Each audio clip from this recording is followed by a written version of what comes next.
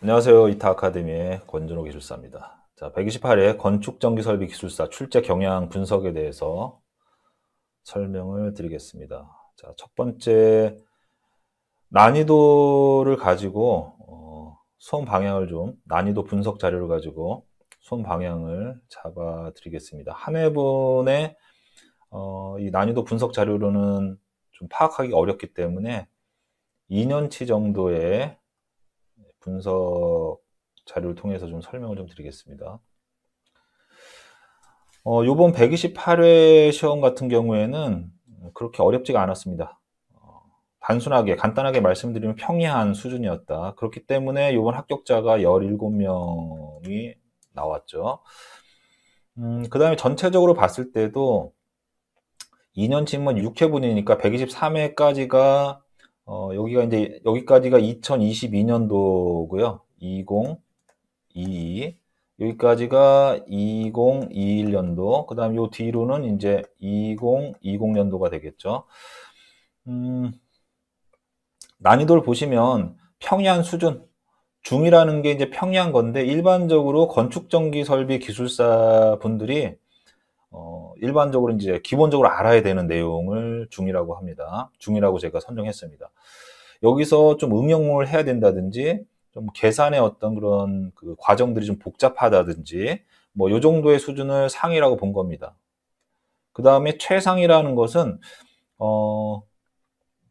일반적으로 기술사 문제로 내기에는 너무 어렵다, 너무 깊이 있게 들어갔다, 혹은 우리가 통상적으로 공부하는 그 범위에서 한참 벗어나서 자주 다루지 않는, 아니면 아예 접할 일이 없는 그 정도의 수준을 최상이라고 본 겁니다.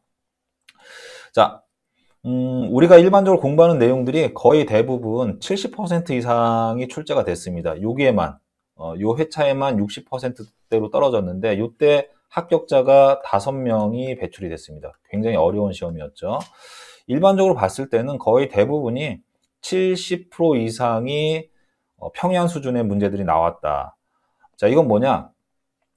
일단은 기본적인 내용에 포커스를 맞추셔서 그 부분만 열심히 공부하셔도 충분히 합격권 안에 들어갈 수가 있다. 자, 왜 70%밖에 안 나왔는데 합격권 안에 들어갈 수가 있느냐? 항상 제가 말씀을 드리는 거지만 기술사 시험의 이 시스템이요, 31문제가 출제가 되는데 이 중에서 우리는 몇 문제만 푸는 거죠?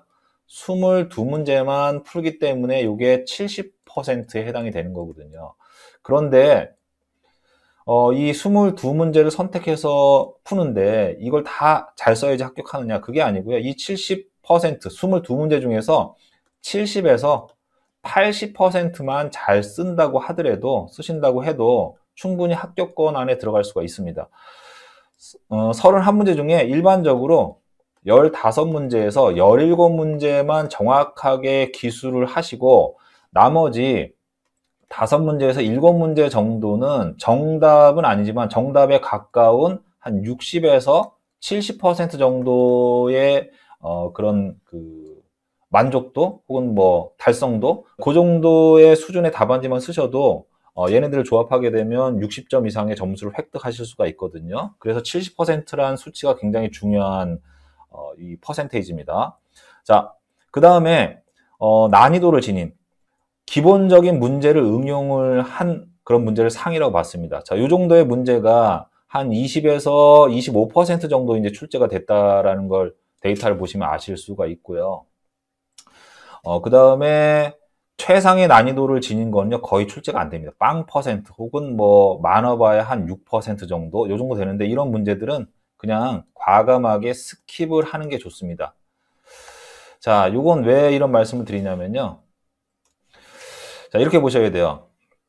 기술사 공부라는 건요, 어떤 출제 범위가 이렇게 정해져 있습니다. 그러면 이 출제 범위가 이렇게 정해져 있으면 이 전체적인 내용을 어느 정도의 난이도를 지닌 깊이를 가진 정도를 전체적으로 이렇게 반복해서 보시는 게 좋아요. 그래서 이 정도 수준을 이렇게 맞춰서 공부를 하시고요. 전체 내용을 1에서부터 예를 들어서 100까지라고 하면, 100개의 장이 있다고 하면 이 전체 부분을 한번 어느 정도 깊이를 정해놓고 이렇게 공부하시고, 그 다음 단계에서 반복하시면서 이 깊이를 조금씩 이렇게 늘려가시는 게 좋아요. 이런 식으로. 이렇게. 그러다 보면 이 중간 정도의 난이도에 해당이 되는 깊이가 이 정도라고 하면 여기까지 반복을 하시면서 점차적으로 수준을 올려가시는 게 좋습니다. 그런데 어떤 분들은 공부하실 때 나는 이 내용을 정확하게 파악해야지만 직성이 풀린다 이러시는 분이 있어요. 그런 분들 같은 경우 어떤 형태로 공부하시냐면 자 1에서부터 100장까지 100가지 사항을 공부해야 되는데 이분은 첫 번째 항목을 이만큼의 깊이로 해서 공부를 합니다. 자 여기까지 공부하는데 한 1년이 걸려요. 하나를 공부하는데 예를 들어서 자 그런데 우리는 1에서부터 100까지 가야 되잖아요. 근데 이 부분은 어떤 분은 이렇게 제가 말씀드린 대로 처음엔 좀 어설프지만 이 부분을 반복하는데 한 1년이 아니라 1개월이 걸립니다. 자, 이걸 반복하면서 2달째, 3달째, 4달째 이런 식으로 간단 말이에요. 그래서 여기까지 오는데 1년이 걸렸어요. 이렇게 공부하시는 분하고 처음부터 끝까지 A 형태의 최상의 난이도에 맞춰서 이렇게 공부를 해 나가시는 분이 있어요. 자, 이렇게. 그러면 똑같이 1년을 공부한다고 하더라도 이분은 여기까지 진도를 예를 들어서 여기서부터 20까지밖에 못 나가는데 깊이는 있어요. 깊이는 있는데 이렇게 이제 전체적인 부분을 반복해서 조금씩 난이도 깊이를 수준을 올려가면서 전체 부분을 반복해서 실력을 향상시키면서 공부하시는 분이 있단 말이에요. 그러면 이렇게 공부하시는 분들은 1년 지났을 때 어느 정도 합격권 안에 들어가지만 이 부분은 1에서 20까지 20% 정도의 범위에서는 굉장히 완벽하게 공부를 했지만 나머지 80%는 접근도 못했단 말이에요. 그런데 우리가 기술사에 합격하는 수준의 답안의 어떤 그런 그 수준은요, 요 정도. 예를 들어서 이 수준이 여기까지 가는데 A급까지 가는데 100%라고 하면 기술사에 합격하는 건 100이 아니라 한 30% 정도의 수준밖에 요구하지 않는 거거든요. 그럼 아무리 잘 써봐야 필요 이상의 너무 과하게 공부한단 말이죠. 그래서 처음부터 너무 깊이 있게 공부하지 마시고요. 어느 정도 합격권에 들어갈 정도까지는 이렇게 평이한 수준의 내용을 가지고 기본기를 다지시고 이게 완성이 됐을 때 그 다음에 내가 공부하고 싶은 분야를 선택해서 조금 깊이 있게 들어가는 것들을 많이 선택하지 마시고 전체 공부 분량의 범위의 한 10% 이내로 해서 준비를 하시는 게 좋습니다. 그래서 난이도 분석을 좀 하시고 범위를 파악하시는 게 기술사 공부에서는 가장 중요한 핵심이다 이렇게 생각하시면 될 것 같아요. 자, 난이도를 가지고 말씀을 드렸고요. 그 다음에 합격자 수를 가지고 좀 설명을 좀 드리겠습니다. 자, 올해 시험이요. 3번 시행이 됐는데 특이하게도 127회 같은 경우에는 굉장히 어려웠습니다. 합격자가 한 명밖에 안 나왔습니다. 자, 건축전기가 127에 한 명이 나왔는데 발송배전 같은 경우에도 비슷하게 나왔습니다. 몇 명이 나왔을까요? 0명이 나왔어요. 0명. 굉장히 적게 나왔죠. 그런데 1년을 합해서 이렇게 보면요. 합격자 수가 29명이 나왔어요. 29명. 그 다음에 작년 같은 경우에는 123회 시험이 좀 어려웠어요. 5명밖에 배출이 안 됐지만 1년을 통합해 보니까 28명이 나왔단 말이에요. 28명, 29명이네요. 요게 이제 28명이고 요게 29명입니다. 여기가 29명이 나왔어요. 자, 이건 뭘 의미하느냐? 1년 동안 배출하는 인원은 전체적으로 20명에서 30명 사이에서 왔다 갔다 한다. 이건 뭐냐면요. 이렇게 어려운 회차가 있으면 이때 적게 뽑았기 때문에 그 앞이나 뒤에 많이 뽑는다는 얘기예요. 그러니까 이렇게 어려운 시험에 포커스를 맞춰서 준비하시게 되면 아까 말씀드린 것처럼 특정 분야만 깊게 드립답 하기 때문에 진도가 안 나갑니다. 우리는 1에서부터 100까지 나가야 되는데 이렇게 드립답 하게 되면요. 한 10 정도만 가도 진도를 나가도 지쳐서 나가지질 않아요. 그러니까 평이한 수준에 맞춰가지고 전체를 반복하면서 조금씩 깊이를 깊게 파가는 형태로 공부하는 게 바람직하다라는 거죠. 자, 이렇게 방향을 잡으시면 될 것 같아요. 그 다음에 출제 분포를 좀 보셔야 됩니다. 자, 출제 범위를 잘 선정하셔야 되는데, 보시면 계략적으로 이제 어디가 많이 나오고 어디가 적게 나온다라는 걸 보실 수가 있으실 거예요. 요게, 그 어떤 출제 트렌드에 따라서 조금씩 바뀌게 되는데, 보시면 전원 설비가 많이 나온다는 거 아시겠죠, 이렇게. 그 다음에 적게 나오는 부분이 뭐 반송이나 이런 쪽엔 적게 나오지 않습니까? 보호개전도 많이 나오진 않아요. 그 다음에 최근에는 이제 이 KC라는 규정을 새롭게 이제 개정이 되면서 이 부분에 관심도가 상당히 높아져 있겠죠. 그러니까 당연히 여기 문제가 많이 나오고 있습니다. 그래서 이타 아카데미에서는 KC 규정을 별도로 뽑아서 전체적인 부분을 분석해서 강의를 올려놨습니다. 이런 것들은 좀 보셔야 돼요. 그때그때마다 이게 좀 바뀌는 겁니다. 자, 여기 나와 있는 것처럼 각각의 파트를 분석하셔가지고요. 그 나오는 비중만큼 시간을 할애하시면 됩니다. 예를 들어서 전원 설비가 전체 출제 비중이 30%가 된다. 그 다음에 뭐 보호개전이 5%가 된다라고 하면 보호개전에 공부할 게 굉장히 많지만 여기에 시간을 몇 %만 투자를 하는 겁니까? 5%만 투자하라는 얘기예요. 내가 기술사 준비하는데 최초에 한 100개 정도의 과제를 선정하겠다고 하면 전원 설비에 30개 과제를 배정하시고요. 보호개전에 5개 과제를 배정하시고 그 다음에 기술이나 규정 쪽에 10%가 나왔다고 하면 10개 정도를 선정하시라는 거예요. 이렇게 고르게.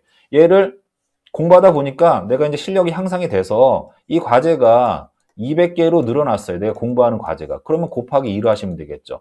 500개로 늘어났어요. 그럼 곱하기 5로 하시면 되는 거예요. 이런 식으로 출제 범위를 늘려가시고 또 신경향이라든지 최근 이슈화되고 있는 어떤 그 사안들이 있습니다. 그런 것들이 여기서 추가적으로 공부해야 되는 건데 이런 부분들은요.